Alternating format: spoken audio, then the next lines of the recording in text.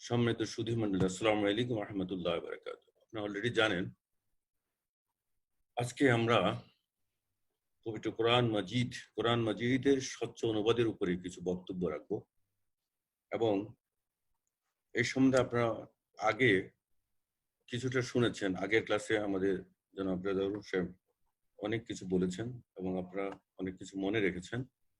তো আলহামদুলিল্লাহ ওটারই কন্টিনিউশন হিসাবে স্বচ্ছ অনুবাদ কতিপয় অনন্য বৈশিষ্ট্যগুলি আমরা আলোচনা করব সংক্ষেপে।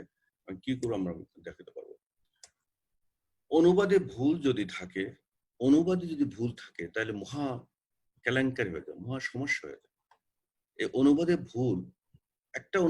একটা ভুল দেখি আমি বলবো যে স্বচ্ছ অনুবাদের ভুল আমাদের শুধরাতে হয়েছে, কারণ একটা ভুলের জন্য আমাদের 17-18 কোটি রোজা নষ্ট হয়ে যায়। একটা ভুলের জন্য আমরা পুরা দেশ, সারা পৃথিবী থেকে বিচ্ছিন্ন হয়ে আছে। সারা পৃথিবী যেদিন ঈদ করে আমরা তার পরের দিন করি, সারা পৃথিবী যেদিন রোজা রাখা শুরু করে পরের দিন রাখি। এতে শুধু যে আমরা সওয়াব মিস করি তা না, আমরা হারাম কাজও করে ফেলি। সেই অনুবাদে ভুল একটি শুধু উদাহরণ দেব। সহিহ হাদিসের বাংলা অনুবাদে ভুল থাকা, চাঁদ দেখে রোজা রাখো ঈদ করা, এটা সঠিক নয়।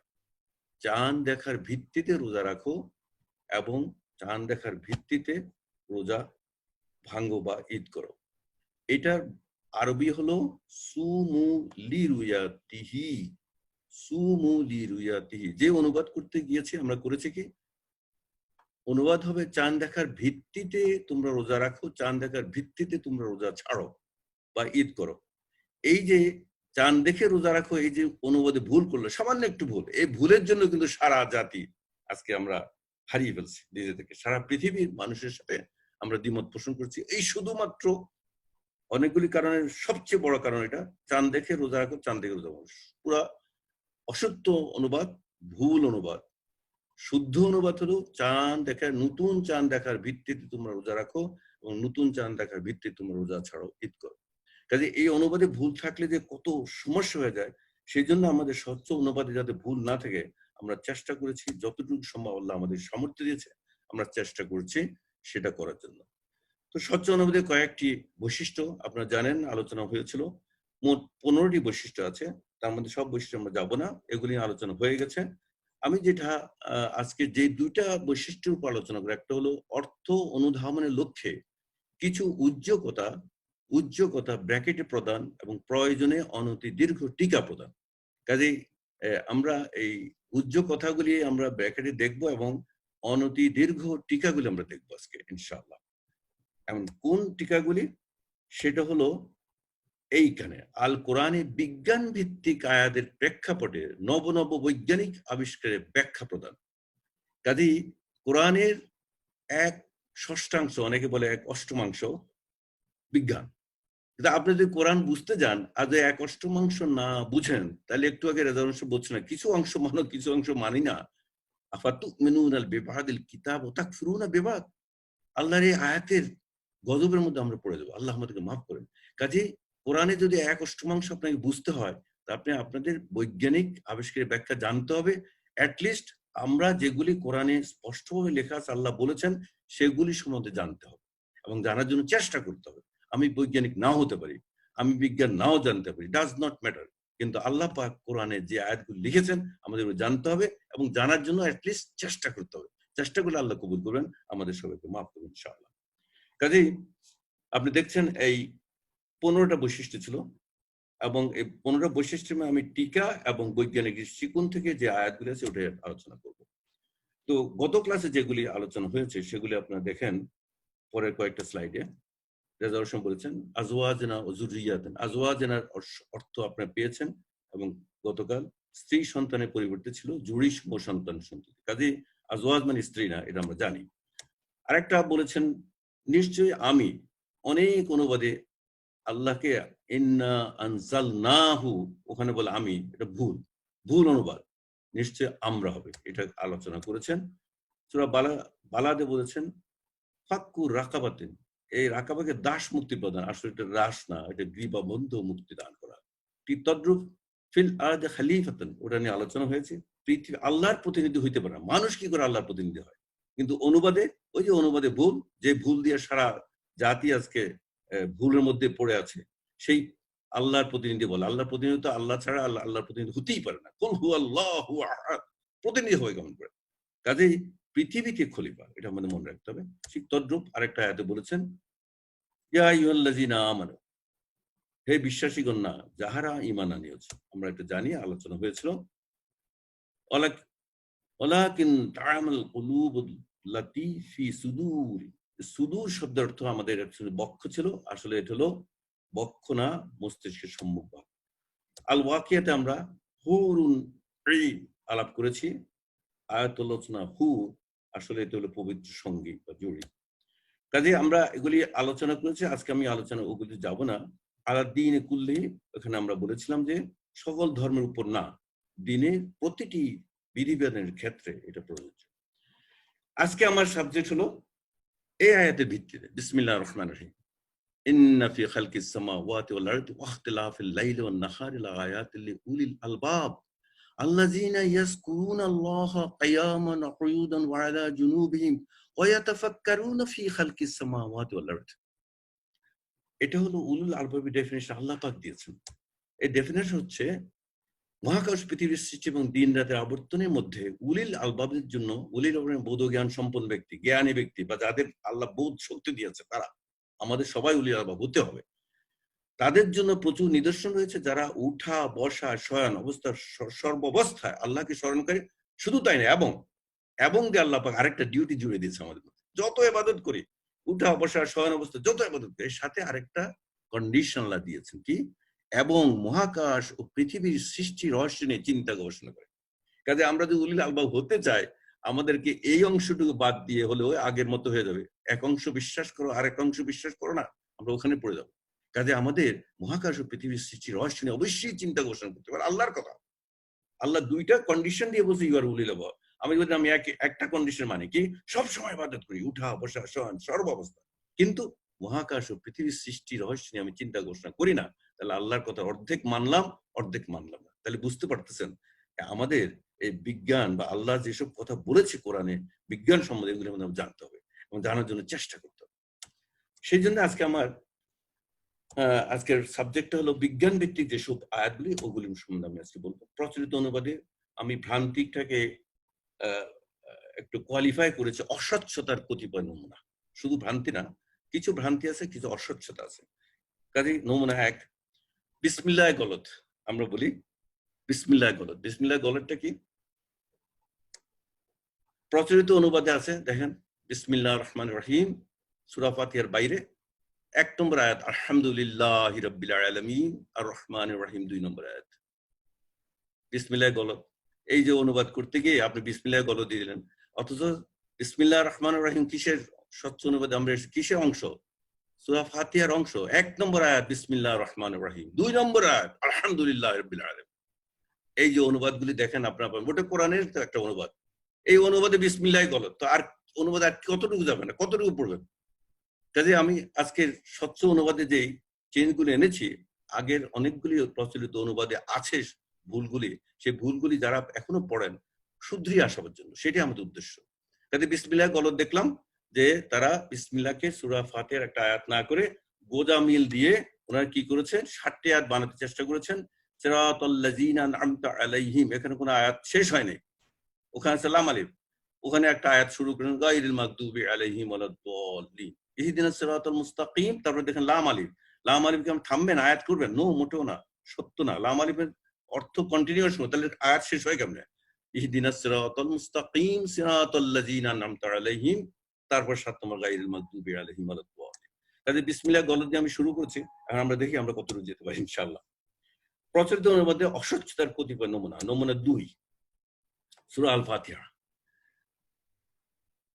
সূরা আল ফাতিহা একটু আগে দেখালাম যে 1 নম্বর আয়াত বিসমিল্লাহির রহমানির রহিম, 2 নম্বর আয়াত আলহামদুলিল্লাহি রাব্বিল আলামিন, এবং প্রচলিত অনুবাদে 7 নম্বর আয়াত হলো সিরাতাল্লাযীনা আন'আমতা আলাইহিম গায়রিল মাগদুবি আলাইহিম ওয়ালাদ-দাল্লিন। এটা অনুবাদটা দেখেন, একটু লক্ষ্য করেন। তাহাদের পথ যাহাদিকে তুমি অনুগ্রহ দান করিয়াছ, তাহাদের পথ নয় যাহারা ক্রোধ নিপীড়িত ও পথভ্রষ্ট। তাহলে দুইটা পথের কথা বলছেন। একটা হলো যাহাদের পথ সে তাদেরকে তুমি অনুগ্রহ দান করেছো, আবার আরেকটা পথ যাহাদের তুমি ক্রোধ নিপুত পথভ্রষ্ট করে নাই। খুব সূক্ষ্ম একটা ডিফারেন্স। আমাদের স্বচ্ছ অনুবাদে কি আছে আপনি দেখেন, তাহাদের পথে যাহাদের তুমি অনুগ্রহ করিয়াছ, যাহারা ক্রোধ নিপুত নয় ও পথভ্রষ্ট নয়। এই ফাইন ডিফারেন্স বুঝতে হবে, তাহলে বুঝতে পারেন অনুবাদে একটু ভুল হলেই কিন্তু বিরাট একটা ভুলের মধ্যে পড়ে যায়। ওখানে বলছে তাহাদের পথ যাহাদের তুমি অনুগ্রহ দান করিয়াছ, আবার বলছে তাহাদের পথ নেই যাহারা ক্রোধ নিপুত পথভ্রষ্ট। দুই গ্রুপ, দুইটা পথের কথা বলা হচ্ছে। আর এখানে একই পথ, তাহাদের পথে যাহাদের তুমি অনুগ্রহ করিয়াছ, যাহারা ক্রোধ নিপুত নয় পথভ্রষ্ট নয়। এই সামান্য একটু ডিফারেন্সে কিন্তু আপনার অনেক অনেক বেশি একটা আপনার ভুলের মধ্যে পড়ে যেতে পারে। সেই ডিফারেন্স আমাদের লক্ষ্য রাখতে হবে।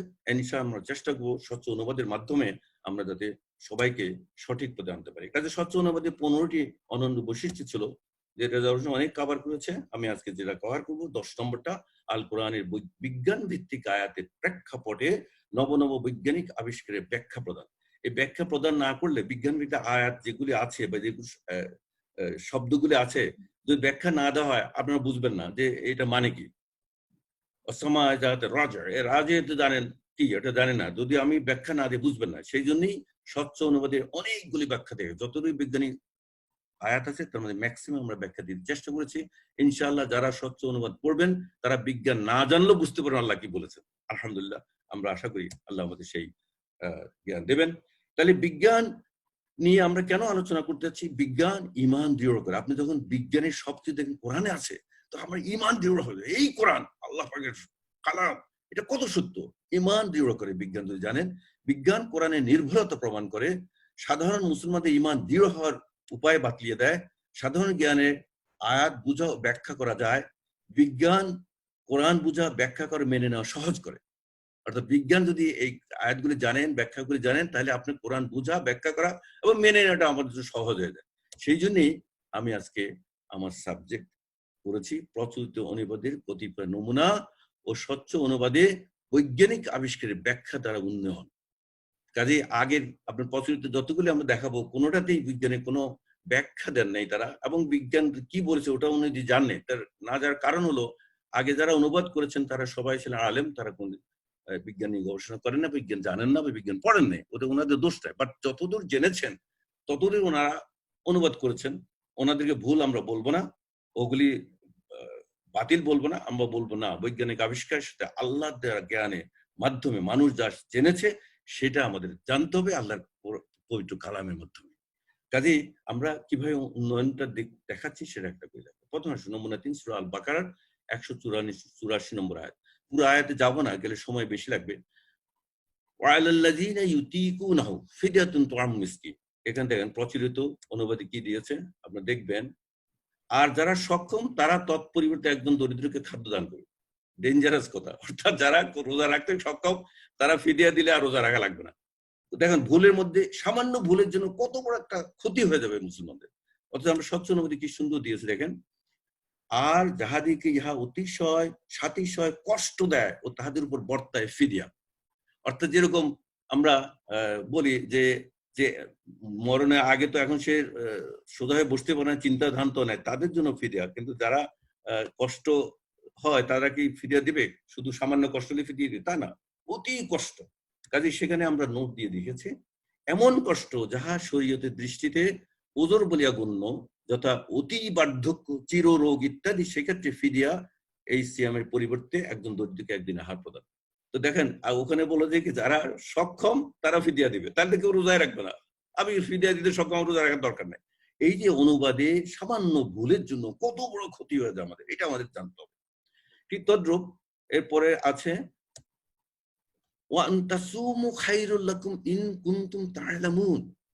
এই আয়াতের সবচেয়ে ইম্পর্টেন্ট পার্ট এটা। এই জন্য যে আল্লাহ পাক বলছে সিয়াম পালন কত যে উপকারী, খায়রুল লাকুম তোমাদের জন্য কত উপকারী যদি তোমরা জানতে। সেই জানাটা আমরা বিজ্ঞানের বদৌলতে জেনেছি। কি জেনেছি? সিয়াম পালন স্বাস্থ্যগত ও নৈতিকভাবে অতি কল্যাণকর, যাহা চিকিৎসা বিজ্ঞান গবেষণা বাস্তব প্রয়োগের মাধ্যমে সাম্প্রতিক প্রতিষ্ঠিত করিয়াছে। ইহা অটোফেজি মেকানিজম। এই অটোফেজি মেকানিজম অর্থ দেহের বিশেষ প্রক্রিয়া যাহা নতুন ও সুস্থ কোষ তৈরির লক্ষ্যে নষ্ট ও ক্ষতিগ্রস্ত কোষ অপসারণ করে এর দ্বারা প্রমাণিত। এবং এটা প্রমাণিত করে জাপানির বৈজ্ঞানিক নোবেল প্রাইজ পেয়ে গেছে। তো কাজে দেখেন আল্লাহ পাক এই আয়াতে এই কথা বলে গেছে, কেউ কোনোদিন গবেষণা করে না। এখন জাপানে গবেষণা পেলে কত ইম্পর্টেন্ট এই আয়াতের এই অংশটুকু, ওয়ান তাসুমু খাইরুল লাকুম ইন কুনতুম তা'লামুন, যদি তোমরা জানতে। কাজে এই যে রমজানের যে কত উপকারিতা সেটা বিজ্ঞান আবিষ্কার করেছে, আমরা থেকে জানি। এই স্বচ্ছ অনুবাদে আপনি এই ধরনের টিকাগুলি দিয়ে বুঝতে পারবেন আল্লাহ পাক কি বলেছেন এবং কোন দিকে বিজ্ঞান তা প্রমাণ করেছে। কাজে আল্লাহ পাক কোরআনে সুন্দর আমাদের বলে দিচ্ছেন, সানুরিহিম আয়াতিনা ফিল আফাক ওয়া ফি আনফুসিহিম হাত্তা ইয়াতাবায়্যানা লাহুম আন্নাহুল হক।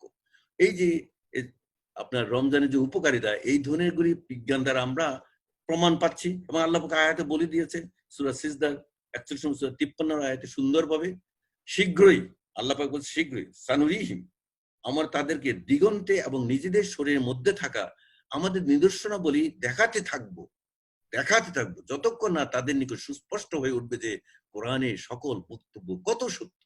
চিন্তা করে দেখছেন, এই যে রোজা রাখলে উপকার, সেটা আল্লাহ পাক আমাদেরকে পরোক্ষভাবে প্রত্যক্ষ জানিয়ে দিয়েছেন আমাদের শরীরের মধ্যে থাকা নিদর্শনের মাধ্যমে। কাজেই আল্লাহ পাক এই আয়াতটা কত সত্য, সেই আয়াতের আলোকেই আমরা বিজ্ঞান সম্বন্ধে জানবো এবং জানতে চেষ্টা করব। তো আসুন নমুনা 4, ইয়াসআলুনাকা আনিল আহিল্লাতি কুল হিয়া মাওয়াকিতুল লিন্নাস। প্রচলিত অনুবাদে কি আছে আমরা দেখি। বলতেছে এগুলো হচ্ছে জনসমাজের এবং হজের জন্য সময় নিরপেক্ষ। এটা কিন্তু স্বচ্ছ না। জনসমাজের কোথায় পেল? আল্লাহ বলছে লিন্নাস, উনি বলছে জনসমাজ। লিন্নাস কি? মানুষের যে, আমরা কি বলছি স্বচ্ছ অনুবাদে? উহা মানব জাতির জন্য 12টি মাসে 12টি নতুন চাঁদ, সময় নির্ধারণ ও হজের।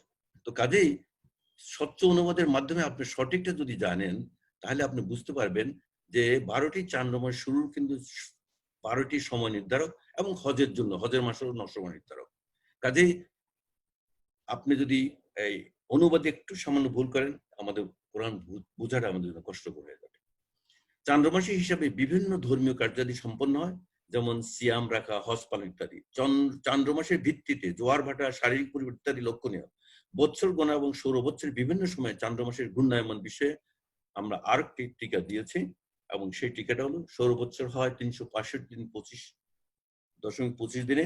ঠিক তদ্রূপ কোরআনের আয়াতে আছে 9 নম্বর সূরা 36 নম্বর আয়াতে 300 বছর 309 বছর। আলহামদুলিল্লাহ, কি সুন্দর আল্লাহ পাক ম্যাথমেটিক্স করে দিয়েছেন আমাদের জন্য। আমরা যদি জানি এই চান্দ্র মাস এন্ড সৌর মাস, তাহলে বুঝতে পারবো আল্লাহর আয়াত কত সত্য। এই হলো আপনার সেই মহাকাশ, যেখানে আল্লাহ পাক চাঁদকে ঘুরায়, পৃথিবী ঘুরায় সূর্যের চারিদিকে। আপনারা এইসব প্রেজেন্টেশন দেখেছেন, এখানে আমরা ওই প্রেজেন্টেশন দেব না, আমরা আয়াতগুলি শুনে বলে যাব। কাজে এখানে দেখতে পাচ্ছেন পৃথিবী, এখানে পৃথিবী, এটা সূর্য, সূর্যের চারদিকে পৃথিবী সহ, পৃথিবী চাঁদকে নিয়ে আরো 8টি গ্রহ নিয়ে অনবরত ঘুরছে। আল্লাহ দিক ফিক্স করে দিয়েছেন কোনখান দিয়ে কে ঘুরবে, কত স্পিডে ঘুরবে, কত কাছে আসবে, কত দূরে আসবে। সুবহানাল্লাহ। কারণ আল্লাহ সেই আয়াতে আমাদের বলে দিচ্ছেন কি, অসাক্ষার লাকুম শামস ওয়াল কামারা দায়বান, তোমাদের জন্য আমি নিয়োজিত না, আমি নিয়ন্ত্রণ করছি, তোমাদের জন্য, মানুষের জন্য আল্লাহ নিয়ন্ত্রণ করছে, যাতে তোমরা ঠিক মতো এই দুনিয়াতে বসবাস করতে পারো। সুবহানাল্লাহ ওয়া বিহামদিহি। কাজে আমরা ওইদিকে যাচ্ছি না, আমরা পরে আয়াতে যাচ্ছি। ফিস সামাই ওয়ালা আসগারা মিন যালিকা, সূরা ইউনূসের 10 নম্বরের সূরা 61 নম্বর আয়াত। প্রচলিত অনুবাদে যা দিচ্ছে, সে বলছে না আসমানে আর না কোনো বস্তু তাহাতে ক্ষুদ্রতর, অর্থাৎ কোন বস্তু যত ক্ষুদ্র হোক তার থেকেও ক্ষুদ্রতর যদি কিছু থাকে, তাহলে আমরা ওটা সম্বন্ধে জানবো। সেই ক্ষুদ্রতর জিনিসটাকে আমরা জানি এখন বিজ্ঞানের বদৌলতে। সেই ক্ষুদ্রতর জিনিসটা হলো পরমাণু থেকে ক্ষুদ্রতর, অর্থাৎ পরমাণু অপেক্ষাও ক্ষুদ্র কণা, যাকে সাম্প্রতিক বৈজ্ঞানিক আবিষ্কার দ্বারা প্রমাণ করেছে, ওটা হলো গডস পার্টিকেল। চিন্তা করে দেখেন, আল্লাহ পাক এই কথা বলছে, তোমরা যেটা জানো পরমাণু, তার থেকে ক্ষুদ্রতর যদি কিছু থাকে সেই সম্বন্ধে আল্লাহ পাক জানেন, এবং সে জানেন সেটাই বৈজ্ঞানিকরা আবিষ্কার করেছে ভেরি রিসেন্টলি, 4-5 বছর আগে। কাজে বুঝতে পারছেন আল্লাহ পাক যে বলছে সমস্ত কিছু তোমাদের জন্য আমি তোমাদেরকে দেখাতে থাকবো, এবং বুঝতে পারবা কোরআন আয়াতগুলি কত সত্য। সুবহানাল্লাহ। এখানে পরে আয়াত সূরা 6 নম্বর নমুনা, সূরা 16 নম্বর সূরার আপনার 68 নম্বর, ওয়াহা রাব্বুকা ইলা নাহলে, সূরা নাহলের 68 নম্বর আয়াত। প্রচলিত অনুবাদে যে একটা আছে আমরা দেখবো কি আছে, তোমার প্রতিপালক মৌমাছির অন্তরে এই নির্দেশ জাগিয়ে দিল যে তুমি গৃহ নির্মাণ করো, পাহাড়ে বৃক্ষে মানুষদের গৃহ নির্মাণ করো তাতে, আর তোমার রব মৌমাছিকে ওহী করিয়াছেন। এই যে ওহী করে নিয়ে যদি আপনার অনুবাদ সঠিকভাবে না জানেন, অনুবাদের ব্যাখ্যা যদি না জানেন, আপনার মনে অনেক অস্বচ্ছতা থেকে যাবে। আসলে এই ওহী মানে কি? ওহী তো রসুল নবীদেরকে করে, এই ওহী কোত্থেকে আসলো? সেই ওহীর সঙ্গে আমরা সুন্দর একটা নোট দিয়েছি। ওহী হলো প্রত্যাদেশ, অন্তরে ইশারা ইঙ্গিত। প্রত্যাদেশ অর্থ রসুল ও নবীগণের ক্ষেত্রে প্রযোজ্য। এই স্থলে যে আল্লাহ হা রাব্বুকা বলছেন নাহালকে, এই স্থলে অন্তর ইশারা বা ইঙ্গিত অর্থ মৌমাছির জন্য ব্যবহৃত হইয়াছে।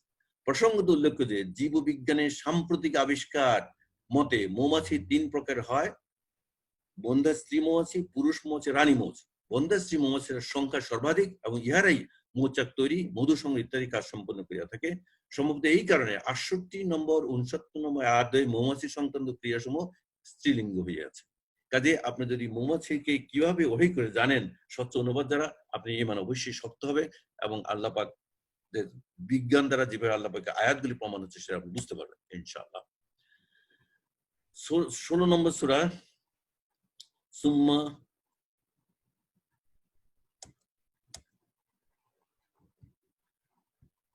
সূরা নাহলে যে কিভাবে আল্লাহ পাক সূরা নাহলে ওর উদর হতে নির্গত হয় বিবিধ বর্ণের পানীয়, মৌমাছির থেকে আমরা যে মধু পাই সেটা সম্বন্ধে প্রচলিত অনুবাদে লেখা আছে। ওর উদর হতে নির্গত হয় বিবিধ বর্ণের পানীয়। এই পানিটা কিভাবে নির্গত হয় সেটা সম্বন্ধে আমরা অবশ্যই জানবো। ইহার উদর হতে নির্গত হয় বিবিধ বর্ণের পানীয়। এই পানির সঙ্গে আমরা নোট দিয়ে জানিয়েছি যে বিজ্ঞান দ্বারা আবিষ্কৃত হয়েছে যে কিভাবে পেটের ভিতর থেকে বিভিন্ন ধরনের পানি অর্থাৎ মধু বের হয়। সেই সম্বন্ধে আমরা এই উদর হতে নির্গত হয় বিবিধ বর্ণের পানীয় 503 নম্বর নোটে আমরা সেটা লক্ষ্য করে আপনার লক্ষ্য করে দেখিয়ে দিয়েছি। বিজ্ঞানের সাম্প্রতিক আবিষ্কার মতে মৌমাছি ফল ও ফুল হইতে মিষ্টি পানীয় নেকটার পান করে, নেকটারটা পান করে ফেলে, পরে উহা উদর হইতে বিভিন্ন বর্ণের মধু নির্গত করে। সুবহানাল্লাহ। আল্লাহ পাক যেটা কোরআনে বলে দিয়েছেন, বিজ্ঞানে এখন আবিষ্কার করে দেখলো মৌমাছি কি খায়, মধু এবং ফল থেকে নেকটার খায়। নেকটারটা খেয়ে ওটা পেটে ভিতরে নিয়ে যায়, নিয়ে গিয়ে আবার মধু হিসাবে আমাদেরকে দিয়ে যায়। সুবহানাল্লাহ। এবং আল্লাহ পাক একটা বিস্ময়কর কুদরত দ্বারা এটা সম্পন্ন করে। না পেটের ভিতরে আবার কিভাবে আসে, পেটের ভিতরে হজম হয়ে যাওয়াটা কিভাবে আসে আল্লাহ পাক জানেন, সেটা বিজ্ঞান আবিষ্কার করছে। That is so true, so সত্য। وجعلنا السماء سقفا محفوظا سقفا محفوظا 21 নম্বর সূরা 32 নম্বর আয়াতে প্রচলিত অনুবাদে কি আছে আমরা দেখি, আকাশকে করেছি সুরক্ষিত ছাদ। অনুবাদ ঠিক আছে, আমরা একই কথা বলছি। এবং আকাশকে করিয়াছি সুরক্ষিত ছাদ। এই ছাদটা কি? আপনি বলছেন আকাশে তাকালে কোনো ছাদে দেখা যায় না, এটা আল্লাহ পাক কি লিখলো বুঝি না। এটা বিজ্ঞান দিয়ে আপনার বুঝতে হবে। আপনি এটা বুঝবেন না, আপনি কি করে ছাদ দেখবেন? আকাশে দেখলে ছাদ দেখা যায়? আকাশে চাঁদ দেখা যায়, তারা দেখা যায়, ছাদ কই? এটা বিজ্ঞান দিয়ে বুঝতে হবে। বিজ্ঞান সেটা প্রমাণ করেছে। সেই টিকা দিয়ে আমরা আপনাদের বুঝাতে চেষ্টা করেছি। পানি বাষ্প হয়ে যে মেঘ হয়, ছাদ স্বরূপ দুনিয়া আকাশ বা বৃষ্টির মাধ্যমে পৃথিবীর ফিরে দেয়। 1 নম্বর ছাদের কাজ। 2 নম্বর, কিছু রেডিও সিগন্যাল আকাশের বিশেষ স্তর আয়োনোস্ফিয়ার হইতে পৃথিবীতে ফিরে আসে বিধায় টেলিকমিউনিকেশন সম্ভব হয়, নাহলে টেলিকমিউনিকেশন সারা পৃথিবী সম্ভব হতো না। এর ছাদ হিসেবে ফিরিয়ে দেয়। আবার নক্ষত্র রাজি হইতে নির্গত ক্ষতিকারক কসমিক রশ্মি আকাশ ফেরত পাঠাইয়া দেয় পৃথিবীকে বিপর্যয় মুক্ত করে। তাহলে ছাদ হলো না? কাজে এই যে বৈজ্ঞানিক ব্যাখ্যা যদি না জানেন, তাহলে আপনি বলছেন আল্লাহ পাক এই আয়াতে কি বললো ছাদ, ছাদ তো দেখি না। ছাদ তো আমাদের ঘরের ছাদ। পৃথিবীর ছাদ কোথায়? পৃথিবীর ছাদ এইভাবে আপনি বিজ্ঞান দ্বারা প্রমাণিত করতে হবে। কাজে আপনাকে এই স্বচ্ছ অনুবাদ পড়ে বিজ্ঞানিক ব্যাখ্যাগুলো জানতে হবে। সেই জন্য আপনাদের বুঝতে হবে। ওয়ালাকাদ খালাকনাল ইনসানা মিন সুলালাতিন মিন তিন, সূরা মুমিনের 23 নম্বর সূরা 12 থেকে 14 নম্বর 4টা আয়াতের মধ্যে আমরা এখানে দেখিয়েছি। প্রচলিত অনুবাদে কি আছে, আমরা একটা কি দেখিয়েছি। প্রচলিত অনুবাদে বলেছে, আমি তো মানুষকে সৃষ্টি করেছি মৃত্তিকার মূল উৎপাদন হতে। এই মৃত্তিকার উৎপাদন ততবার ওকে শুক্রবিন্দু স্থাপন করি, তারপরে শুক্রবিন্দুকে রক্তপিণ্ডে, রক্তপিণ্ডে পরিণত গোস্তপিণ্ডে, গোস্তপিণ্ডে পরিণত করি হাড় সময়। এইগুলি আল্লাহ পাকের কোরআনের কথা এবং আমরা স্বচ্ছ অনুবাদে একই কথাগুলি লিখেছি, একই কথা লিখেছি। কিন্তু এর সাথে আমরা একটা নোট দিয়ে এটা বুঝা দিচ্ছি বৈজ্ঞানিক কি আবিষ্কার করেছে। বিজ্ঞান আল্লাহ পাকের এই কথাগুলি স্পষ্টভাবে ভ্রূণ তত্ত্বের মধ্যে প্রমাণ করে দিয়েছে। মানব সৃষ্টির 7টি স্তর, ওখানে দেখেন আল্লাহ পাক আয়াত পড়েন 7টি স্তর। প্রথম সুলালাতুম মিন তিন, মৃত্তিকার মৌলিক উপাদান, তারপর শুক্র, তারপর আলাক, তারপর মুদগা, তারপর অস্থি, তারপর মাংস, এবং লাস্টে 7 নম্বর স্তর মানবকৃতি। যাহা চিকিৎসা বিজ্ঞান সম্প্রতি প্রতিষ্ঠিত করিয়াছে। সুবহানাল্লাহ। যখন কোরআন আসছে তখন তো চিকিৎসা বিজ্ঞানই ছিল না, আর এখন লেটেস্ট চিকিৎসা বিজ্ঞানে ভ্রূণতত্ত্বরা এর প্রমাণ করে দেখছে আল্লাহ পাকের কথা হুবহু stage by stage point by point সত্য। এবং আপনাকে যদি বিজ্ঞানের এই ব্যাখ্যা জানেন তাহলে আপনি বুঝতে পারেন আয়াতের সত্যতা কত নির্ভুল। ومن آياته خلق السماوات والأرض واختلاف এই আয়াতটা খুব ইম্পর্টেন্ট, এই জন্য এটার উপর নির্ভর করে কিন্তু আমাদের ডক্টর শমসুর আলী আমাদেরকে উদ্বুদ্ধ করেছেন যে কোরআনের বিজ্ঞানের ব্যাখ্যা করে দিতে হবে। উনি এই আয়াতে বলছেন যে واختلاف ألسنتكم وألوانكم إن في ذلك لآيات للعالمين। উনি এটা অত্যন্ত স্ট্রংলি বিভিন্ন টিভি বক্তৃতায় এই কথা বলেন যে আল্লাহ পাক পুরা কোরআনে আলেমদের একটি ব্যাখ্যা দিয়েছেন, একটি ডেফিনিশন বা সংজ্ঞা দিয়েছেন, সেটা এই আয়াত সূরা রুমের 22 নম্বর আয়াত। কি ব্যাখ্যাটা কি? ইন্না ফি খালকিস সামাওয়াতি ওয়াল আরদি ওয়া ইখতিলাফি আলসিনাতিকুম ওয়া আলওয়ানিকুম ইন্না ফি যালিকা লাআয়াতিল লিল আলামিন।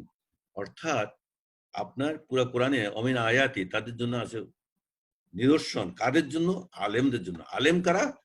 খালকুস সামাওয়াতি ওয়াল আরদি জানবে, ইখতিলাফু আলসিনাতিকুম জানবে, ওয়া আলওয়ানিকুম জানবে, তারাই হলো আলেম। সে প্রচলিত অনুবাদে কি আছে আমরা দেখি, এবং স্বচ্ছ অনুবাদে আমরা কি লিখেছি দেখি। প্রচলিত অনুবাদে বলছে এবং তারা নিদর্শনাবলীর মধ্যে রয়েছে আকাশমণ্ডলী পৃথিবীর সৃষ্টি এবং তোমাদের ভাষা বর্ণের বৈচিত্র্য। এতে আলিমদের জন্য অবশ্যই নিদর্শন রয়েছে। মোটামুটি ঠিক আছে অনুবাদ, আমরা তাই লিখেছি তারা নিদর্শনাবলীর মধ্যে রয়েছে আকাশ পৃথিবীর সৃজন এবং তোমাদের ভাষা বর্ণের বৈচিত্র্য। অবশ্যই ইহাতে জ্ঞানীদের জন্য বহু নিশ্চিত নিদর্শন রয়েছে। এই জ্ঞানীরাই হলো আরবি ভাষা আলেম বা আলেমিন, জ্ঞানীদের। কাজে এই আয়াতে আমরা নোট দিয়ে আমরা বুঝাতে চেষ্টা করেছি আকাশ সমূহ পৃথিবীর সৃষ্টি নৈপুণ্য। আল্লাহ বলছে আকাশ সৃষ্টি নিজস্ব বলে, পৃথিবীর সৃষ্টি আকাশমণ্ডলী পৃথিবীর সৃষ্টি। তো আকাশ সমূহ পৃথিবীর সৃষ্টি নৈপুণ্যকে ইংরেজিতে বলা হয় কসমোলজি। এই কসমোলজি একটা ভাষা, একটা সাবজেক্ট, 1 নম্বর। 2 নম্বর বিভিন্ন ভাষা, বিভিন্ন ভাষা। 3 নম্বর বর্ণের বৈচিত্র্য সৃজন। এই 3টা জিনিস দিয়েই বিজ্ঞানের জন্য নিশ্চিত নিদর্শন করেছেন। এবং বিজ্ঞানী কারা? আলেম। আলেম যারা তারাই বিজ্ঞানী। সুতরাং যে সকল মুমিনগণ এই 3টি আলোচ্য বিষয়ে বিজ্ঞান ভিত্তিক পর্যালোচনা সক্ষম, এই স্থলে তাহাদেরকে আলেম বা জ্ঞানী বলা হয়েছে।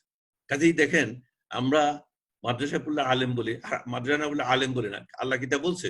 কোথাও লেখা আছে মাদ্রাসা যাহারা পড়িয়াছে তাহারা আলিম? পুরা কোরআনে কোথাও আলিম শব্দটা আর নেই এই এই এই ব্যাখ্যাটা ছাড়া।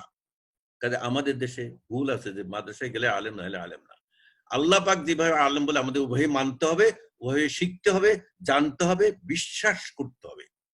কাজেই আপনি যদি আল্লাহর ভাষায় আলেম হতে চান তাহলে আপনি এই যে আকাশ ও পৃথিবীর সৃষ্টি নৈপুণ্যের সঙ্গে কিছু জানতে হবে, জানার চেষ্টা করতে হবে। বিবিধ ভাষায় আল্লাহর দান এবং বিভিন্ন বর্ণের বৈচিত্র্য সৃজন আল্লাহর দান, এগুলি শুধু জানেন তাহলে আপনি আলেম হতে পারবেন। অবশ্যই মুমিন হতে হবে আপনাকে, এবং অন্যান্য সব জ্ঞান থাকতে হবে, দ্বীনি জ্ঞানগুলি থাকতে হবে। কাজেই একমাত্র কোরআনে, পুরা কোরআনে একমাত্র ব্যাখ্যা আলেম কাকে বলা হয়, আলেমদের ডেফিনিশন এখানে আল্লাহ পাক আমাদের দিয়ে দিয়েছেন বোঝার জন্য। আল্লাযী জাআলাকুম মিনাশ শাজারিল আখদার নারান। এটা সম্বন্ধে একদিন সে প্রশ্ন করেছে, আখদার নারান। এটা আমরা দেখি প্রচলিত অনুবাদে কি আছে আর আমরা কিভাবে উন্নতি করেছি। ৮০ নম্বর সূরা ইয়াসিনের, তিনি তোমাদের জন্য সবুজ বৃক্ষ হতে অগ্নি উৎপাদন করেন, সবুজ বৃক্ষ হতে অগ্নি উৎপাদন করেন এবং তোমরা ওটা দ্বারা প্রজ্বলিত করো। তাহলে প্রশ্ন, আমাদের দেশে সবুজ বৃক্ষ যদি করে ওখানে আগুন ধরে কেন? সবুজ বৃক্ষ আগুন নিভে যায়, শুকনো বৃক্ষ হলে আগুন ধরে। কাজে এই প্রশ্নটা থেকে যাবে। এবং স্বচ্ছ অনুবাদ যদি আপনি না করেন, স্বচ্ছ অনুবাদ যদি না পড়েন, তাহলে এটা বুঝতে কষ্ট হবে আপনার। সেজন্য আমরা লিখেছি কি, তিনি তোমাদের জন্য সবুজ বৃক্ষ হইতে অগ্নি উৎপাদন করেন। এখানে আমরা একটা টিকা দিয়েছি, ফলত তোমরা উহা হইতে অগ্নি প্রজ্বলিত করো। এই টিকাটা আপনি না জানলে একটা বুঝবেন না। লৌহ বা স্টিল ঘর্ষণে অগ্নিস্ফুলিঙ্গ তৈরির পূর্বে আরব মরুভূমিতে মাখ ও আফান নামে বৃক্ষের সবুজ শাখার ঘর্ষণে অগ্নি তৈরির প্রচলন ছিল। ইহা ব্যতীত যে কোনো প্রকার জ্বালানি, কয়লা, এমনকি খনিজ তেল মূলত সবুজ বৃক্ষ উৎপাদিত হয়। কাজে আপনি যে এই নোটটা না থাকেন, আপনার প্রশ্ন থাকবে আরে সবুজ বৃক্ষ আগুন হয় কেমন করে? কাজে এই নোটটা জানলে বৈজ্ঞানিক দৃষ্টিকোণ থেকে আপনি অবশ্যই জানবেন আল্লাহ পাক কি বলেছেন, যে তোমাদের জন্য সবুজ বৃক্ষ হইতে অগ্নি সৃষ্টি করেছেন। পরে আয়াতে শুনুন, সুম্মা ইয়াখরুজু বিহি জারআন মুখতালিফা 39 নম্বর সূরা জুমারে 21 নম্বর আয়াতে প্রচলিত অনুবাদে কি আছে আমরা দেখব, এবং স্বচ্ছ অনুবাদে আমি কি দিয়েছি সেটা দেখব। তুমি দেখো না যে আল্লাহ পাক আকাশে পানি বর্ষণ করেন, অতঃপর ভূমিতে নির্ঝর প্রবাহিত করেন, তার দ্বারা বিবিধ বর্ণের ফসল উৎপন্ন করেন। একই কথা আমরা লিখেছি, আকাশ হতে বাড়ি বর্ষণ করেন, অতঃপর ভূমিতে নির্ঝর প্রবাহিত করেন, এবং তদ দ্বারা মানে বৃষ্টির পানির দ্বারা বিবিধ বর্ণের ফসল উৎপন্ন করেন। এই বৃষ্টির পানি যে আল্লাহর রহমত, আমরা জানি বৃষ্টি হলে আল্লাহর রহমত, আল্লাহর রহমত বলি। রহমতটা কি যদি আপনি বুঝতে চান তাহলে আপনার এই বৈজ্ঞানিক দৃষ্টিকোণ থেকে দেখতে হবে। এই বৃষ্টির পানির মধ্যে কি আছে সেটা আমরা 856 নম্বর নোটে আমরা দেখিয়েছি। বৃষ্টির পানিতে বিবিধ ফসল উৎপাদনের যাবতীয় প্রয়োজনীয় উপাদান সম্বলিত হয়, তা এই আয়াতে ঘোষিত হয়ে গেছে। আল্লাহ পাক বলছেন বৃষ্টির পানি দেয়া ফসল উৎপন্ন করে। এই ফসল উৎপন্ন করলে বৃষ্টির পানিতে আল্লাহ যে কি রহমতে কত জিনিস দিয়েছেন সেটা আমাদের জানতে হবে। From scientific point of view, বৈজ্ঞানিক দৃষ্টিকোণে আমাদের জানতে হবে। অতি সাম্প্রতিক বৈজ্ঞানিক পরীক্ষা নিশ্চিত হইয়াছে যে বৃষ্টির পানিতে সর্বপ্রকার উদ্ভিদের জন্য নাইট্রোজেনাস সার সহ সকল উপকারী খনিজ উপাদান যুক্ত থাকে। সুবহানাল্লাহ। তো শুধু বৃষ্টি পানি না, নর্মাল ডিস্টিল ওয়াটার উপরে উঠে যায়, পানি বাষ্প হয়ে যখন ডিস্টিল ওয়াটার কিছুই থাকে না। কিন্তু আল্লাহ পাক যখন বৃষ্টি হিসেবে আবার পৃথিবীতে নাজিল করেন, সর্বপ্রকার নাইট্রোজেনের সার এবং উপকারী খনিজ উপাদানের সাথে দেন, এই বৃষ্টির পানি দ্বারা দেখবেন আপনার সবুজ ফসল উৎপন্ন হয়। সুবহানাল্লাহ। আপনি ডিস্টিল ওয়াটার উঠে বাষ্প হয়ে আর আল্লাহকে রহমত স্বরূপ সবকিছু মিশিয়ে দেন যাতে এই বৃষ্টির পানি দ্বারা আমাদের জন্য ফসল হয়। আল্লাহ আমাদের খাদ্যের ব্যবস্থা করে দেন। সুবহানাল্লাহ, সুবহানাল্লাহ, সুবহানাল্লাহ। তো কাজেই আনজালা মিনাস সামাই মান সুম্মা ইয়াখরুজ বিহি যারআন মুখতালিফা।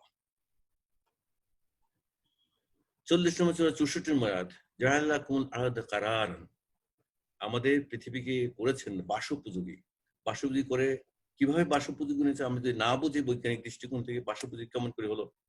প্রচলিত অনুবাদে লিখছেন, আল্লাহই তোমাদের জন্য পৃথিবীকে করেছেন বাসোপযোগী এবং আকাশকে করেছেন ছাদ।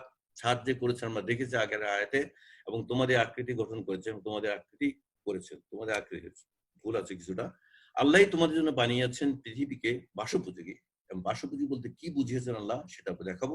আকাশকে ছাদ স্বরূপ আমরা 21 নম্বর সূরা 32 সময় দেখে এসেছি, ছাদ, পৃথিবীর ছাদ। এবং তিনি তোমাদের আকৃতি গঠন করিয়াছেন, ফলে কত সুন্দর তোমাদের আকৃতি, এবং তোমাদের দান করেছেন উৎকৃষ্ট রিজক। এই রিজিক, এই তো আল্লাহ তোমাদের রব আর বিশ্বজগতের রব, আল্লাহ কতই না বরকতময়। কাজে এই যে আকাশকে ছাদ আমরা দেখলাম, পৃথিবীকে বাসোপযোগী কিভাবে করেছে। সৌরমণ্ডলে গ্রহপুঞ্জের কক্ষপথ সমূহের এক বিশেষ সংকীর্ণ পরিসরে পৃথিবীর কক্ষপথ স্থাপন করিয়া আল্লাহ তাআলা আমাদের জন্য বাসোপযোগী করিয়াছেন পৃথিবীকে। অত্র কক্ষপথের অবস্থান সূর্যের না সামান্যতম নিকটবর্তী অথবা সামান্যতম দূরবর্তী হলে অতিশয় উষ্ণ এবং প্রচন্ড হিমশীতল হইত এবং বাসোপযোগী থাকিত না। সুবহানাল্লাহ। এই সেই যে কক্ষপথ, অতি ন্যারো একটা ব্যান্ডে আল্লাহ পাক কক্ষপথ সৃষ্টি করেছেন, এবং ওই ওই কক্ষপথে রেখেই আমাদের বাসোপযোগী করেছেন। ওই কক্ষপথটা যদি একটু এদিক সেদিক হতো, সূর্যের কাছে যেত অথবা দূরে যেত, আর বাসোপযোগী থাকতো না। হয় আমরা ভস্মীভূত হয়ে যেতাম অথবা আমরা জমে যেতাম বরফ হয়ে। সেটা এই পরের স্লাইডে আমরা একটু দেখাই। এই যদি আমাদের সোলার সিস্টেম হয়, এই সূর্য, সোলার সিস্টেম মানে সৌরজগৎ, এই যদি সূর্য হয়, সূর্য থেকে দূরের দিকে এই 8টি গ্রহ, মার্কারি, ভেনাস, আর্থ, মঙ্গল গ্রহ, বৃহস্পতি গ্রহ, স্যাটার্ন, শনি গ্রহ, ইউরেনাস, নেপচুন, প্লুটো, এগুলি সূর্য থেকে এই দিকে দূরত্ব। এই দূরত্ব অনুযায়ী আমাদের সবগুলি গ্রহকে আল্লাহ স্থাপন করেছে। তো এই টেম্পারেচার গুলি দেখেন, সূর্যের সবচেয়ে কাছে যেটা 452 ডিগ্রি সেন্টিগ্রেড, এর পরেরটা 464 ডিগ্রি সেন্টিগ্রেড, পরেরটাই আমাদের সুন্দর পৃথিবী 15 ডিগ্রি সেন্টিগ্রেড, পরেরটা -63 ডিগ্রি সেন্টিগ্রেড। তাহলে বুঝতে পারতেছেন এই পৃথিবী যদি এখান থেকে এদিকে হতো, আমরা সবাই বাষ্প হয়ে যেতাম, কেউ আর মানুষ থাকতে পারতাম না।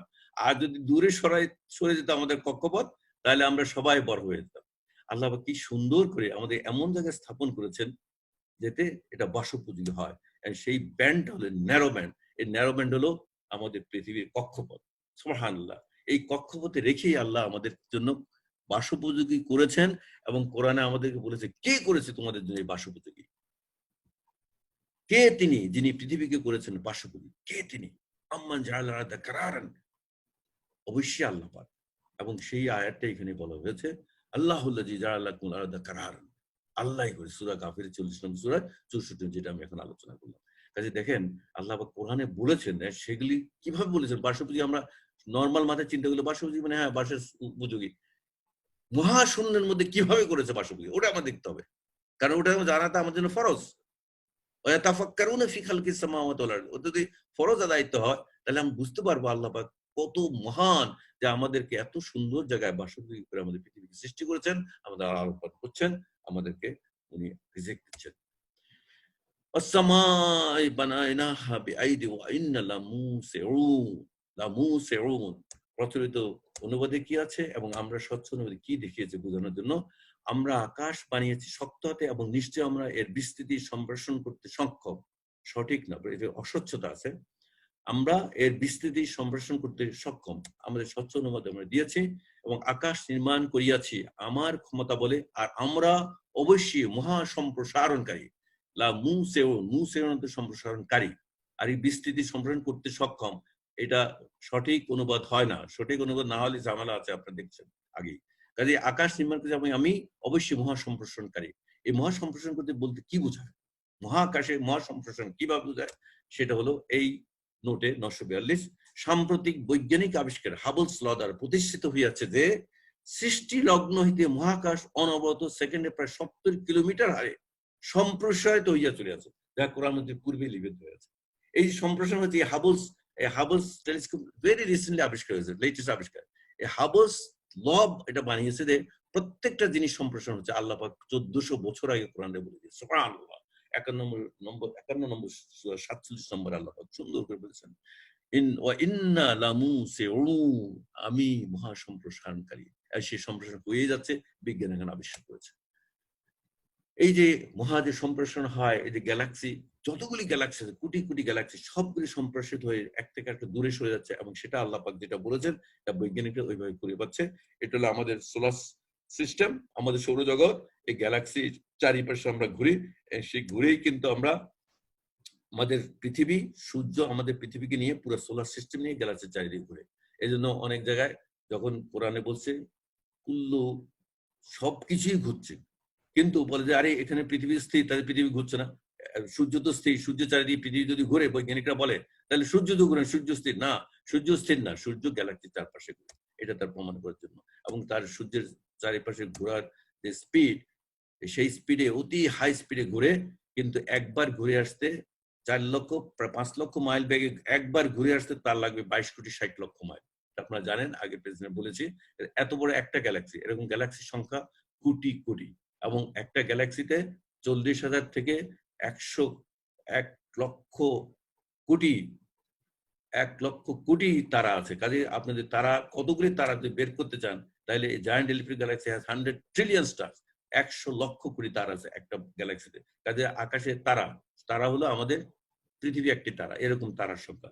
কাজে এত যদি তারা থাকে, তাহলে কত বড় পৃথিবী, কত বড় গ্যালাক্সি, কত বড় আল্লাহর আকাশ।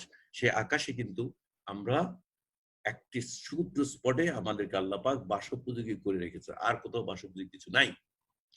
সূরা 55 সূরা রহমানের 20 নম্বর আয়াত। আমরা এই আয়াতটা খুব সবাই সবসময় পড়ি, কিন্তু এটার যে মিনিংটা কি আছে বৈজ্ঞানিক দৃষ্টিকোণ থেকে আপনি যদি জানেন, তাহলে আপনার ঈমান কত সত্য হবে, আল্লাহর যে বাণী কত সত্য, এটা আমরা জানতে পারবো। বাইনামা বারযাখুল লা ইয়াবগিয়ান ফাবিআইয়ি আলাই রাব্বিকুমা তুকাজ্জিবান। বাইনামা বারযাখুল লা ইয়াবগিয়ান, তাদের মধ্যখানে আছে একটা অন্তরাল। এই দুইয়ের মধ্যে রয়েছে এক অন্তরাল, যা ওরা অতিক্রম করতেও পারে না। এই দুইয়ের মধ্যে রয়েছে অন্তরাল, যা ওরা অতিক্রম করতে পারে না। এই অন্তরালটা যদি আমি না বুঝি, তাহলে বুঝবো না যে অন্তরাল আল্লাহ কি বলতে বলেছেন। সেই যে আমরা নোটে দিয়েছি, সাম্প্রতিক বিজ্ঞান মতে সমুদ্রের মিঠা পানি ও লোনা পানি মিলনস্থলে হ্যালোক্লাইন নামে একটি প্রতিবন্ধক সৃষ্টি হয়, যাহা এই আয়াতে স্পষ্ট বিবৃত আছে। কাজে আমি যদি এই সায়েন্সের এই অংশের এই ডেফিনেশনটা না জানি, আমি তো এই আয়াতটা বুঝবো না, ঠিক মতো বুঝবো কোন, হ্যাঁ অন্তরে আছে কি আছে, আসলে তো না বুঝতে তো হলো না, বুঝতে হবে। এবং যদি এই নোটটা আপনি পড়েন, তো বুঝতে পারবেন আল্লাহ পাক এখানে কি বলেছেন আমাদের জন্য। সুবহানাল্লাহ। নমুনা নম্বর 16,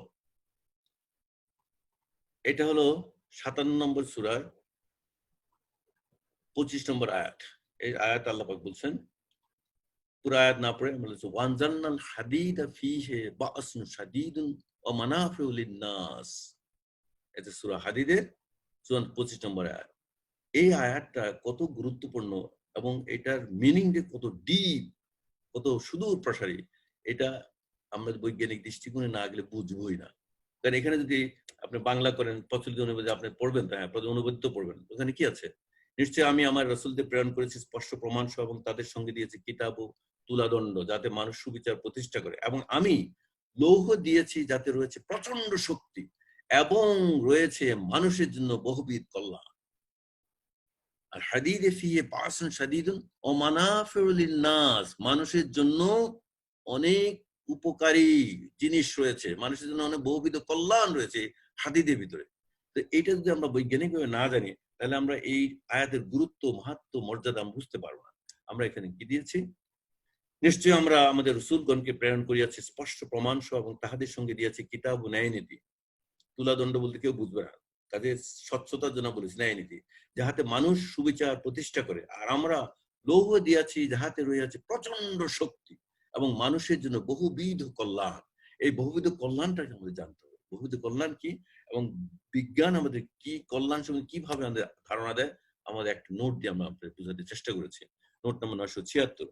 লৌহতে রহিয়াছে প্রচন্ড শক্তি ও মানুষের জন্য বহুবিধ কল্যাণ। প্রাত্যহিক জীবনে, নির্মাণ কার্যে এবং যানবাহন, লোহ দিয়ে সব কাজ, আপনার আশেপাশে তাকে পাকঘরে যান, যেখানে যান লোহ দিয়ে সবকিছু। প্রাত্যহিক জীবনে, নির্মাণ কার্যে এবং যানবাহন, যন্ত্রপাতি ও যুদ্ধাস্ত্র ইত্যাদি লোহের ব্যবহার অপরিসীম। মানাফিউ লিন-নাস, ওমানাফিউ লিন-নাস রয়েছে। কিন্তু আমরা যেটা জানি না, ওমানাফিউ লিন-নাস যেটা জানি না, মানুষের রক্তের, চিকিৎসা বিজ্ঞান অনুযায়ী মানুষের রক্তের আরবিসি বা রেড আরবিসি, এটা বলে রক্তের লোহিত কণিকা।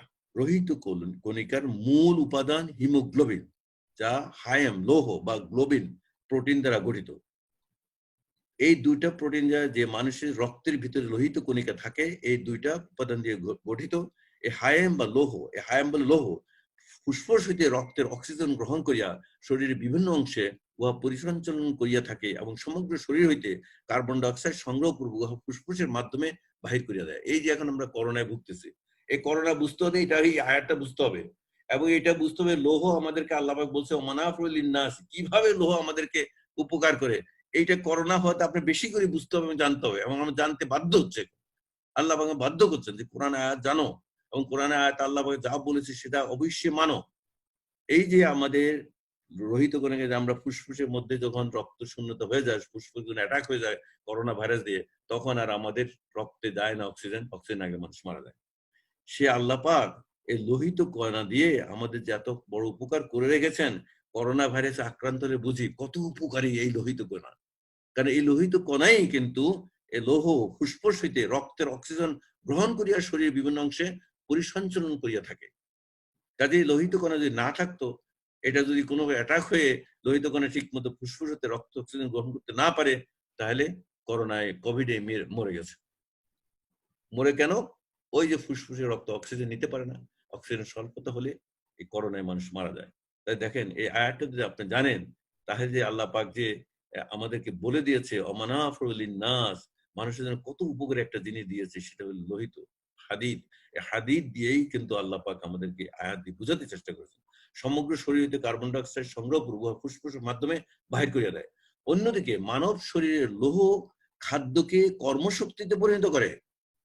লৌহ মানুষের শরীরের ভিতরে খাদ্যকে কর্মশক্তিতে পরিণত করে, রোগ প্রতিরোধ ক্ষমতাকে অটুট রাখে এবং মস্তিষ্ক নিহিত কার্যক্রম যথা স্মৃতিশক্তি, বোধশক্তি, মনোসংযোগ, দৃষ্টি ইত্যাদিকে সহায়তা করে।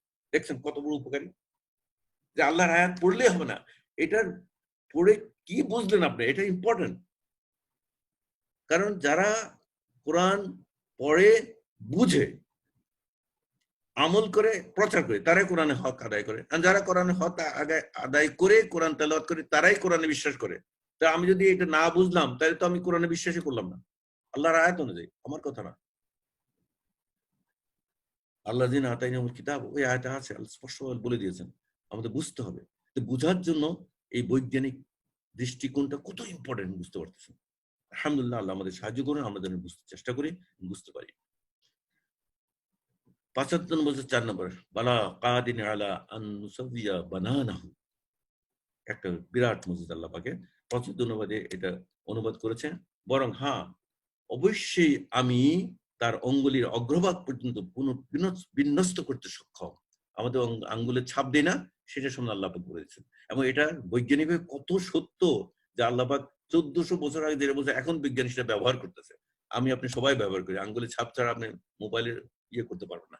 অবশ্যই আমরা তাহার অঙ্গুলির অগ্রভাগ পর্যন্ত পুনর্বিন্যস্ত করতে সক্ষম। এই যে অঙ্গুলি অগ্রভাগের মধ্যে আল্লাহ কি লুকায়িত রেখেছেন এতদিন ধরে কেউ জানে না। এখন বিজ্ঞান জানে যে হাতের ছাপ দুইজনের কোনোদিন একরকম হইতে পারে না। হাতের ছাপের যে অঙ্গুলি অগ্রভাগের যে ছাপ, যে রেখা, এটা কোনোদিন দুইজনে এক হতে পারে না। সেটা বিজ্ঞানের আবিষ্কারে আমরা নোট দিয়েছি। কত বিস্ময়কর যে অঙ্গুলির অগ্রভাগের ছাপ দ্বারা বায়োমেট্রিক পদ্ধতিতে শনাক্ত করা হয়। বৈজ্ঞানিক আবিষ্কার মতে কোনো একজনের ছাপ অন্যজনের সহিত মিল হয় না। আল কোরআন তা পূর্বেই ঘোষণা করেছে। চিন্তা করে দেখছেন? কাজে আমরা এই আয়াত পড়ে যদি এটা বৈজ্ঞানিক ব্যাখ্যা না জানলাম, তাহলে আয়াত বুঝলাম না। আয়াত না বুঝলে তো আমি কোরআনে বুঝলাম না, কোরআন একটা অংশ বুঝলাম না। কাজে আমাদেরকে এই এই আমাদের স্বচ্ছ অনুবাদে বৈজ্ঞানিক দৃষ্টিকোণ থেকে বুঝলে আমরা কোরআন ভালো করে বুঝতে পারবো এবং অনুধাবন করতে পারবো। অল জিবালে আওতাদা, কতবার পড়ছি আমরা অল জিবালে আওতাদা। এই আওতাদা অর্থটা কি আমরা জানি, পেরেক। তো এখানে তো অল জিবাল কত বড় পাহাড়, বলতে পেরেকের কথা, তো কেমন করে হলো? তো বুঝলামই না। এটা কি বৈজ্ঞানিক দৃষ্টিকোণ থেকে ব্যাখ্যার প্রয়োজন নেই? অবশ্যই আছে না। কোরআন বুঝলাম না তো, কোরআন আয়াত বুঝলাম না, স্বচ্ছ নমুনা কি দিয়েছে? এবং পর্বত সমূহকে করেছেন কিল্ক বা প্যারেক। প্যারেক ঠিক আছে, প্যারেক স্বরূপ, বাট এই প্যারেক কিভাবে আল্লাহ প্যারেক করলো আমাদের জানতে হবে। সেই জন্য আমরা এখানে নোট দিয়েছি। সেই নোটটা হলো, পৃথিবী পৃষ্ঠে পর্বতগুলির শক্ত মূল আল্লাহ তাআলা অনেক গভীরে পতিত করিয়া স্থাপন করিয়াছে। বৈজ্ঞানিক আবিষ্কার কিন্তু পর্বতগুলির মূল পেরেক স্বরূপ হয় পৃথিবীর ঘূর্ণায়নের কালে ভূগর্ভে গলিত লাভা থাকা সত্ত্বেও ভূপৃষ্ঠ স্থির থাকিয়া আমাদের বাসোপযোগী হইয়াছে। সুবহানাল্লাহ। তো দেখেন, আল্লাহ পাক পাহাড় সমূহকে পেরেক করেছেন, সেটা কোরআনে বলে দিয়েছেন। এখন বিজ্ঞান আবিষ্কার করলো, এটা যদি পেরেক না বানাইতেন আল্লাহ, তাহলে তো আমাদের বাসযোগ্য, আমরা ঘুরতে থাকতাম লাটিমের মতো সবাই, এবং কন্টিনিউ ঘুরতে থাকবো। যেহেতু পৃথিবী ঘুরতেছে, যেহেতু পেরেক নাই, যদি না থাকতো জেবাল আওতাদ যদি না দিতেন আল্লাহ পাক, তাহলে ওই মল্টেন লাভার সাথে আমরা গ্লাসে পানি নিয়ে ঘুরান, পানি পুরোটাই ঘুরে, আমরা ঘুরতে থাকি। সুবহানাল্লাহ। আল্লাহ পাকের সৃষ্টি এবং বিজ্ঞান দ্বারা সেটা কিভাবে প্রমাণিত আমাদের জানতে হবে, বুঝতে হবে, সেই রোজে আমরা বিশ্বাস করতে হবে। এটা শামসু কুব্বেরাত। এই কুব্বেরাত শব্দটা আমরা অনেকে জানি, অর্থ জানি, বাট এটার এটার বৈজ্ঞানিক ব্যাখ্যা কি? এটা শামসু কুব্বেরাত মানে দীপ্তিহীন করা হবে। তাহলে হ্যাঁ, আল্লাহ দীপ্তিহীন করে দেবে, অন্ধকার করে দেবে। আসলে কি, কিভাবে করবেন আল্লাহ পাক? বৈজ্ঞানিক দৃষ্টিকোণ দেখলে আপনি দেখেন কত সত্য কথা। কিভাবে আল্লাহ পাক বলে আমরা দেখবো, সূর্যকে যখন পুরা নিষ্প্রভ করা হইবে, আসলে নিষ্প্রভ করা হবে, সেটা বৈজ্ঞানিক দৃষ্টিকোণ আমরা যদি দেখি, এখন বিজ্ঞান প্রমাণ করেছে, বৈজ্ঞানিক গবেষণায় প্রতিষ্ঠিত যে সূর্যে হাইড্রোজেনের ২টি অণু অতি উচ্চ তাপে ও চাপে বিক্রিয়া, নিউক্লিয়ার ফিউশন, নিউক্লিয়ার দিলে ভালো হবে, শুধু ফিউশন, নিউক্লিয়ার ফিউশন এর মাধ্যমে একটি হিলিয়াম অণু সৃষ্টি হয়। এবং যে শক্তি নির্গত হয়, এনার্জি নির্গত হয়, এই এনার্জিটা কিভাবে আমাদের কাছে প্রকাশ পায়? এনার্জি মিলিয়ন ইলেকট্রন ভোল্ট হিসেবে এনার্জি নির্গত হয়। সেই এনার্জিটা আমাদের কাছে আসে তাপ ও আলো, এবং সূর্যের ভিতরে এত বেশি তাপ, এত বেশি আলো, সেই আলো আমরা পৃথিবীতে পাই। এই প্রক্রিয়ায় হাইড্রোজেনের পরিমাণ হ্রাস পাইতে পাতে একসময় নিঃস্ব হইয়া গেলে সূর্য অবশ্যই নিষ্প্রভ হবেই হবে। এক বিজ্ঞানী তো এটা জেনে যখন দেখলো এই হাইড্রোজেন কমে গিয়ে 50% কমে চলে গেছে, আর তো 50% পরে তো নিষ্প্রভ হবে, তার মধ্যে কিয়ামত হবে, সে তো মুসলমান হয়ে গেছে। আল্লাহর কথা তো সত্য, তো এটাই তো সত্য ধর্ম। চিন্তা করে দেখেন, আপনার ইমানকে শক্ত করবে যদি আপনি এইসব ব্যাখ্যাগুলো জানেন। অবশ্যই ইনশাআল্লাহ আমাদের এই স্বচ্ছ অনুবাদী ব্যাখ্যাগুলো লিখতে পারবেন। আসুন, এই যে সূর্য, যেটা কথা বলছিলাম, কিভাবে আলো দেয়, তাপ দেয়, এই সূর্যের মধ্যে চলে।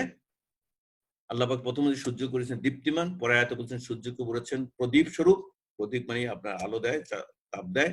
লাস্টে বলছেন সৃষ্টি করেছে একটি অতি উজ্জ্বল প্রদীপ। অতি উজ্জ্বল, অতি মানে এত বেশি উজ্জ্বল যে আমরা কল্পনাও করতে পারি না। এবং সেটা কিভাবে করেছেন আল্লাহ পাক? একটা নিউক্লিয়ার ফিউশন। এই যে আমরা নিউক্লিয়ার বোমের কথা শুনি, জাপানে হয়েছে, বিভিন্ন দেশে হয়েছে। এই নিউক্লিয়ার ফিউশন হলো এই নিউক্লিয়ার বোমের একটা অংশ।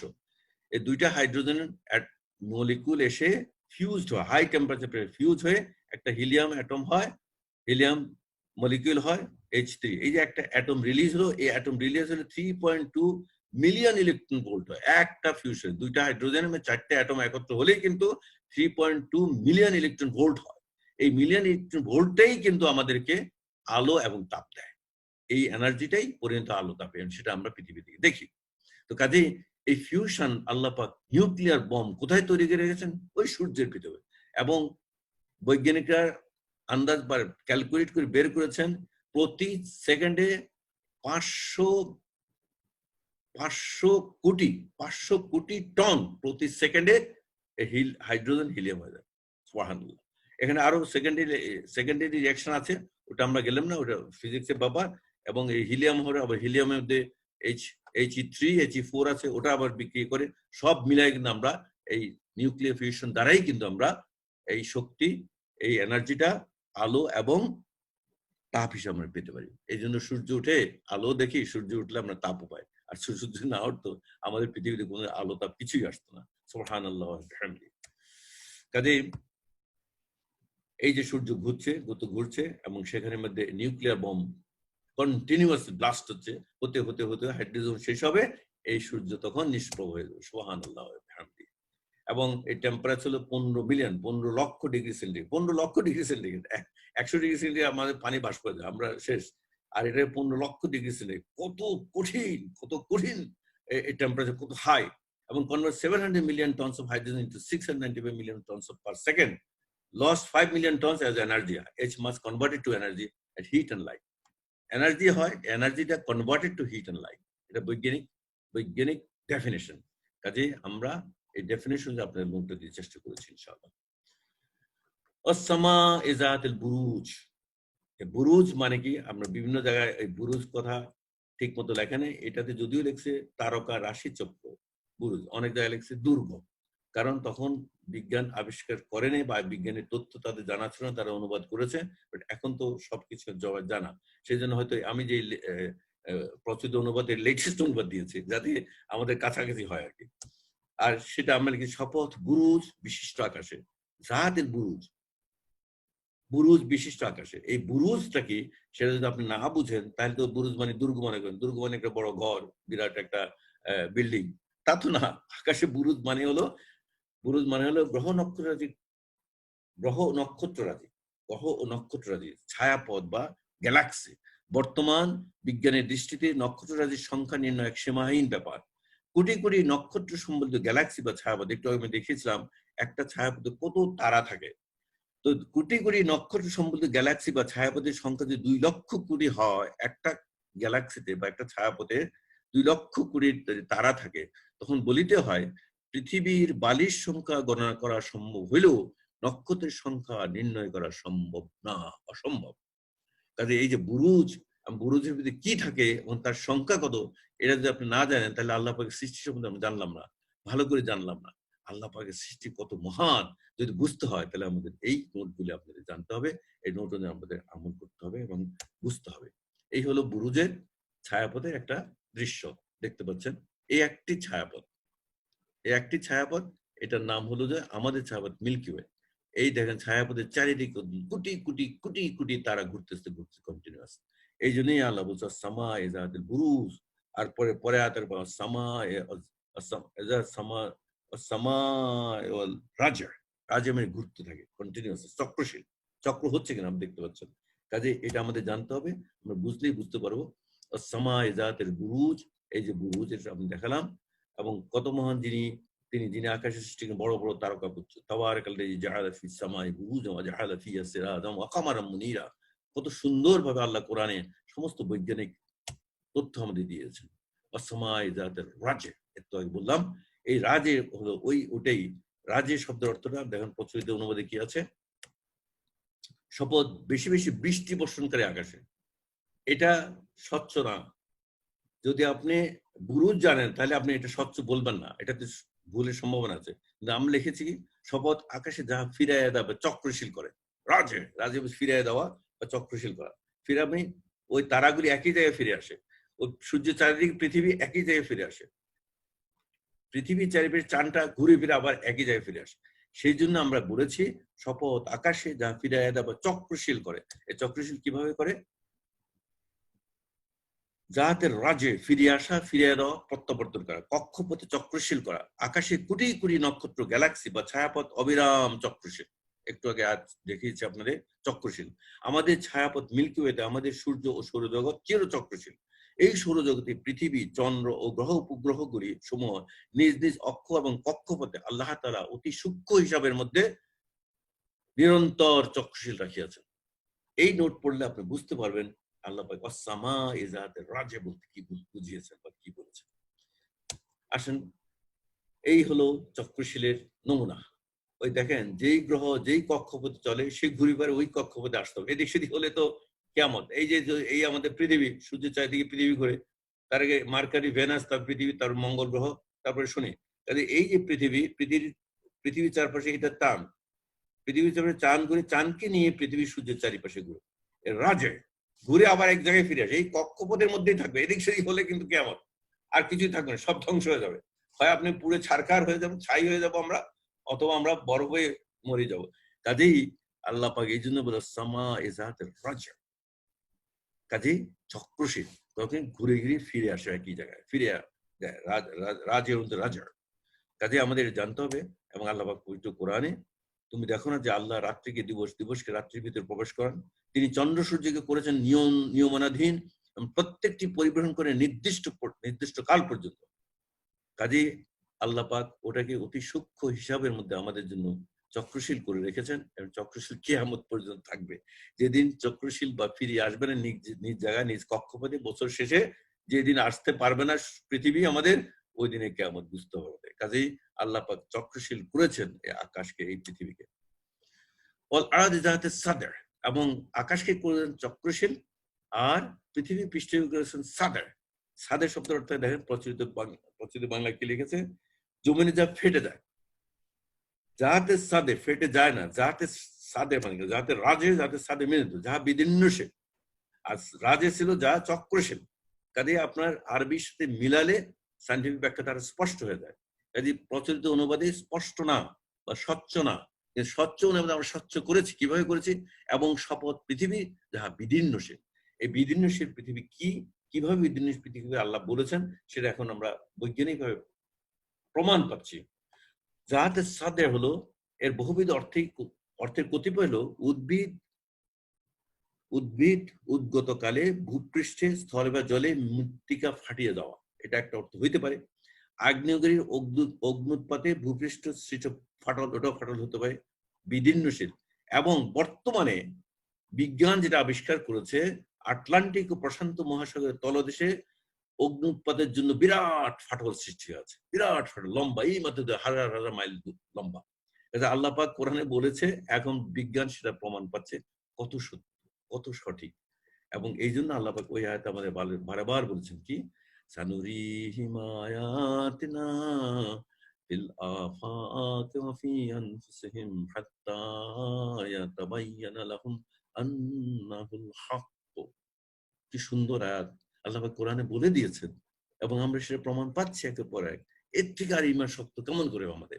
শীঘ্রই পরোক্ষভাবে আমরা তাদেরকে দিগন্ত মানে এই দেখলাম পৃথিবী, আকাশে, মহাকাশে দেখাচ্ছে আল্লাহ। এবং নিজেদের শরীরের মধ্যে থাকা ওই হাদিদে দেখালাম, আমাদের নিদর্শনারি অর্থাৎ উদাহরণগুলি দেখাতে থাকবো। আল্লাহ বলতে কন্টিনিউ দেখাতে থাকবো, কেমন আরো দেখবো আমরা। এই পর্যন্ত যা দেখছি বিজ্ঞান আবিষ্কার, আরো দেখতে থাকবো। এবং যতক্ষণ না তাদের নিকট সুস্পষ্ট হয়ে উঠবে যে তা কোরআনের সকল বক্তব্য কত সত্য। সুবহানাল্লাহ। এই আয়াত দ্বারা বুঝতেছি যে আমরা যত বিজ্ঞানের আবিষ্কার ততই বুঝি আল্লাহ পাক কত সত্যভাবে কোরআনকে 1400 বছর আগে বলে দিয়েছেন, তা কত সত্য, কত সত্য, কত স্পষ্ট। সুবহানাল্লাহ ওয়া বিহামদিহি। আলহামদুলিল্লাহ, আমি 1 ঘন্টা সময় নিয়েছি, বেশি নিইনি।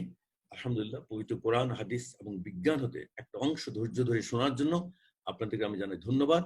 আল্লাহ যেন আমাদেরকে সঠিক পথে পরিচালিত করেন এই স্বচ্ছ অনুবাদের মাধ্যমে যেন আমরা সবকিছু বুঝতে পারি